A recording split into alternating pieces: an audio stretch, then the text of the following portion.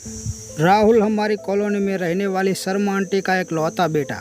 Colony की लड़कियां तो बस फिदा थी उस पर, और हो भी क्यों ना, देखने में था ही कुछ ऐसा। और ऊपर से फॉरेन रिटर्न डॉक्टर की पढ़ाई पूरी करके आया हुआ था। ऐसे की भी कोई कमी नहीं थी। उनके घर पर शादी के लिए तो बस लड़कियों की लाइन सी लगी थी। उसके लिए एक मैं ही थी जिसे उसने शादी करने में कोई इच्छा नहीं थी। इसलिए नहीं कि मुझे उसमें दिलचस्पी नहीं थी, बल्कि इसलिए कि मुझे पता था कि वह मेरा कभी भी नहीं हो सकता, या यूँ कहूँ कि वह मेरे बारे में कभी सपने में भी सोच नहीं सकता। और इन सब के पीछे की बस एक ही वजह थी, मेरा सांवला रंग, आंखें बड़ी बड़ी, सीधे लंबे बाल, पर बस एक ही दाग था, वह था मेरा सांवला रंग। और सोचने वाली बात यह थी कि डॉक्टर राहुल मुझे क्यों पसंद करेगा। देखा जाए तो बाकी सारी लड़कियां देखने में मुझसे कई ज़्यादा सुंदर, पढ़ी लिखी और अमीर थी, और मैं एक सामान्य परिवार से। एक दिन मुझे कुछ ठीक नहीं लग रहा था। मैंने कहा चलो डॉक्टर को दिखा कर आते हैं। मैं तैयार हुई और माँ मुझे राहुल के क्लिनिक पर ले आई। मैंने कहा माँ, तुम मुझे यहाँ क्यों लेकर आई? इनकी फीस बहुत ज़्यादा है। माँ ने कहा चुप रहो तुम, इसी बहाने वह तुम्हें देख भी लेगा। क्या पता तुम उसे पसंद आ ही जाओ। यह सुनकर मुझे समझ नहीं आ रहा था कि मुझे इस बात पर खुश होना चाहिए या फिर बुरा लगना चाहिए। कितनी नामुमकिन सी बात थी यह। हम दोनों फिर अंदर गए। माँ ने अपनी पहचान बताई कि वह राहुल के पापा के दोस्त की पत्नी है। राहुल ने भी कहा हाँ, पहचाना मैंने आपको। माँ ने कहा यह मेरी बेटी पूजा है, इसकी तबीयत ठीक नहीं है। आज राहुल ने मेरी तरफ देखा और मेरा बीपी चेक करने लगा। मुझे बड़ी हैरानी हुई कि वह मेरा बीपी फिर से क्यों चेक कर रहा है, जबकि नर्स ने पहले ही बीपी और वजन चेक करके एक कागज़ पर लिखकर दे दिया था। अचानक हम दोनों की नज़र एक हुई और मैं जैसे उसकी आंखों में खो गई। उसने कहा चिंता करने वाली कोई बात नहीं है, बस बीपी लो है, मैं दवाई दे देता हूँ, ठीक हो जाओगी। हम घर पर आ गए। रात भर में सो नहीं पाई। कुछ तो बात थी उसकी आंखों में जो मैं समझ नहीं पा रही थी, और 4-5 दिन बाद जो हुआ उस पर तो मुझे विश्वास ही नहीं हो रहा था। राहुल ने पापा से मेरे रिश्ते की बात की। मैं हैरान भी थी और खुश भी। मुझे समझ नहीं आ रहा था कि उसने मुझे कैसे पसंद किया। मेरी माँ ने मुझे कहा वह विदेश से पढ़कर आया है, उसकी सोच सुंदरता को लेकर अलग होगी, और तुम्हारा सिर्फ रंग सांवला है, वरना तुम बाकी लड़कियों से भी ज़्यादा सुंदर हो। हमारी शादी तय हो गई और यह बात पूरी कॉलोनी में आग की तरह फैल गई। सभी बस यही बात किए जा रहे थे कि आखिर राहुल ने इतनी सारी लड़कियों को छोड़कर मुझे ही क्यों पसंद किया। पर हमारे घर में तो बस खुशियाँ ही खुशियाँ थी। राहुल मुझे रोज़ फ़ोन करता, मैसेज करता, कहता कि कैसे वह मेरी पहली नज़र में ही क्लीन बोल्ड हो गया था। मेरी आंखें उसे बहुत पसंद आई। उसके ऐसे बोलने से मुझे भी माँ की बात सच लगने लगी कि वह विदेश से पढ़कर आया है। उसके विचार करने का तरीका अलग है। मैं मन ही मन खुश थी कि राहुल को कुछ तो मुझ में पसंद आया, जिसकी वजह से उसने सीधा मेरा हाथ ही मांग लिया। शादी का सारा खर्चा राहुल के घर वाले ही करने वाले थे, हमें कुछ भी करने नहीं दिया। यहाँ तक कि हमारे रिश्तेदारों के कपड़े भी उन्होंने ही गिफ्ट किए थे। मेरा शादी का जोड़ा और बाकी के कपड़े तो डिजाइनर थे, जिनकी कीमत लाखों में थी। सोना तो इतना चढ़ाया जितना हमने कभी सोचा या देखा नहीं होगा। हमारी शादी हो गई। स्टेज पर राहुल की मौसी की लड़की आई और उसके कानों में धीरे से कहने लगी कि भाई, तुम्हारी चॉइस को क्या हो गया है? तुम्हारी चॉइस तो बड़ी क्लासी रहा करती थी, फिर अब मुझे वह सब सुनकर बड़ा बुरा लगा। मुझे रोना आ गया। राहुल ने उसे फटकारा और स्टेज से नीचे उतार दिया, लेकिन मेरा रोना बंद नहीं हुआ। मेरी वजह से राहुल को सुनना पड़ा। शादी हुई और मैं राहुल के घर पहुंची, और उसे घर तो कहाँ ही नहीं जा सकता था, वह तो महल था। वहाँ पहुँचने पर मुझे राहुल के कमरे में बिठा दिया गया। थोड़ी देर में राहुल कमरे में आया। पर मैं मौसेरी बहन के शब्द भूल ही नहीं पा रही थी। राहुल ने मेरी तरफ देखा और कहा, तुम अभी तक वही सब कुछ सोच रही हो? मैं उसकी तरफ देखे ही जा रही थी। वह बोला, ऐसे क्यों देख रही हो? यही तो सच्चा प्यार होता है, बिना बताए अपने साथी के मन की बात को जान लेना। मैं आज खुद को बहुत ही खुश नसीब समझ रही थी। उसने कहा, और तुम चिंता मत करो, मैं तुम्हें इससे भी बाहर निकाल लूँगा। आज मेडिकल ने कितनी तरक्की कर ली है, कितने उपाय हैं जो किए जा सकते हैं। कुछ एक इंजेक्शन से ही तुम्हारा रंग साफ हो जाएगा, चेहरा खिल उठेगा। तुम मुझे ऐसे ही अच्छी लगती हो, पर तुम्हारी आंखों में मैं आंसू नहीं देख सकता। इसलिए मैंने सोचा है कि गोरा करने वाले इंजेक्शन की मदद से तुम्हें और सुंदर बनाया जाए। सच में ऐसा हो सकता है? बिल्कुल हो सकता है, और हम तो कल से ही ट्रीटमेंट शुरू कर देंगे।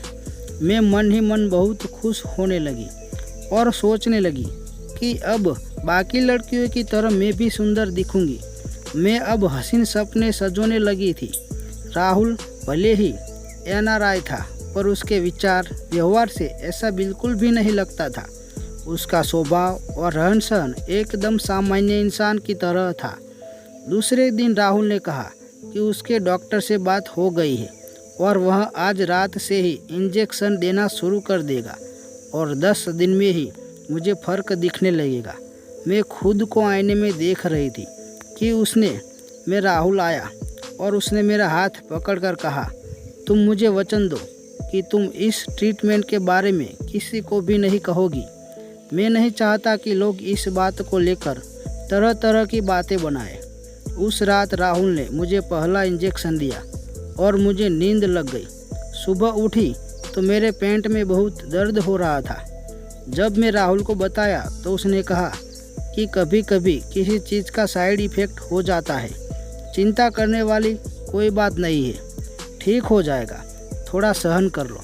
मैं कुछ नहीं बोली। दूसरे दिन फिर राहुल ने मुझे इंजेक्शन दिया। मुझे गहरी नींद आ गई और सुबह उठी तो दर्द असहनीय था, पर मैं किसी को बता भी तो नहीं सकती थी। राहुल मेरा ट्रीटमेंट सबसे छुपाकर जो कर रहा था। आज रात में फिर से इंजेक्शन लेने की ना तो मुझे में ताकत थी और ना ही हिम्मत। मैंने सोचा कि अगर एक दिन इंजेक्शन नहीं लिया तो कुछ ज़्यादा फर्क नहीं पड़ेगा। राहुल को बुरा ना लगे इसलिए मैंने वह इंजेक्शन बदल दिया और उसकी जगह ताकत का इंजेक्शन रख दिया। राहुल ने मुझे इंजेक्शन लगा दिया और मैंने आंखें बंद करके सोने का नाटक किया। उसे लगा कि मैं गहरी नींद में सो रही हूँ। उसके बाद जो उसने मेरे साथ किया उससे मेरे शरीर पर रोंगटे खड़े हो गए। ऐसा कोई किसी दुश्मन के साथ भी नहीं करेगा जो राहुल ने मेरे साथ पत्नी होने के बावजूद कर रहा था। मैं झट से उठकर बैठ गई और राहुल के चेहरे का रंग ही उठ गया। वह हैरान होकर बोला, तुम अभी तक सोए नहीं? मैंने गुस्से में पूछा, यह क्या कर रहे थे राहुल? तुम मेरे साथ और क्यों? पहले तो उसने मुझसे झूठ बोलने की कोशिश की और जब मैंने उससे कहा कि अगर मुझे सच नहीं बताया तो मैं सब कुछ सच बता दूंगी, फिर जो उसने बताया उसे सुनकर पैरों तले ज़मीन खिसक गई। अब मुझे समझ आ रहा था कि क्यों उसे इतनी सुंदर और पढ़ी लिखी लड़कियों को छोड़कर मुझसे शादी की, क्योंकि मुझ जैसी सामान्य लड़की को वह सहज ही काबू में कर सकता था। लेकिन मैंने सोच लिया था कि अब चुप नहीं बैठना है। मैंने चिल्ला कर घर सिर पर उठा लिया और फ़ोन करके मम्मी पापा को भी बुला लिया था। शादी के तीसरे दिन ही मैं अपने मायके आ गई।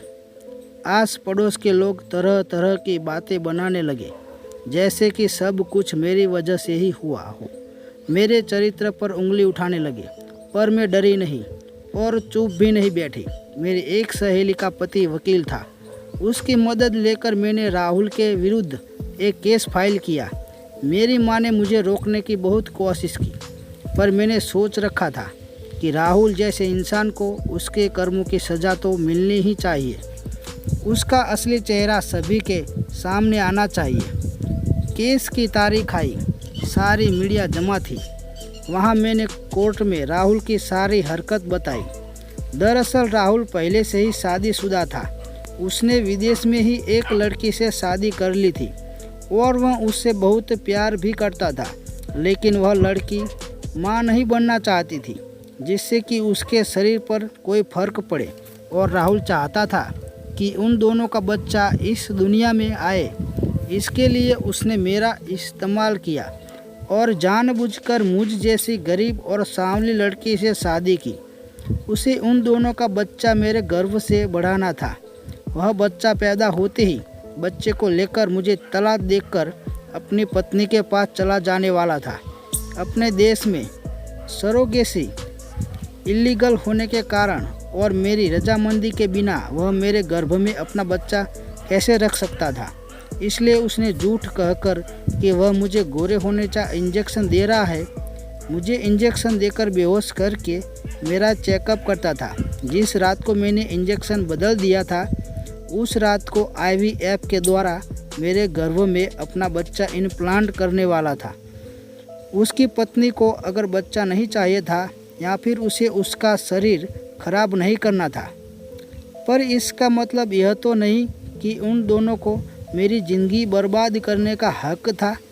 मेरे वकील ने राहुल के खिलाफ ठोस सबूत पेश किए और उसे योग्य शिक्षा भी हुई। जो लोग पहले मेरे चरित्र पर उंगली उठा रहे थे, वही लोग आज राहुल के घर वालों के नाम रख रहे थे और मेरा राहुल का तलाक हो गया। मैं आज अकेली थी, पर मेरी किस्मत मेरे साथ थी। या यूँ कहे कि भगवान ने ही उस रात मुझे बुद्धि भी दी और मैंने इंजेक्शन बदल दिया। यह कहानी मुझे यह सिखा देती है कि सभी माता पिता को अपनी बेटी के लिए अमीर लड़का ढूंढने की जगह चाहे लड़का गरीब हो, पर संस्कारी लड़का देखे, क्योंकि अगर 2 टाइम का खाना और सम्मान मिले तो कोई भी लड़की सुख में शांति में रह पाएगी। लेकिन अगर इंसान ही खराब है तो वह कभी भी सुखी नहीं रह सकती। दोस्तों, पूजा ने यह कदम इसलिए उठाया ताकि आगे से कोई भी लड़के की गलती के कारण लड़की की बलि ना चढ़े। दोस्तों, उम्मीद करता हूँ आपको हमारी कहानी पसंद आई होगी। कहानी पसंद आई है तो वीडियो को लाइक करें। चैनल पर नए हैं तो चैनल को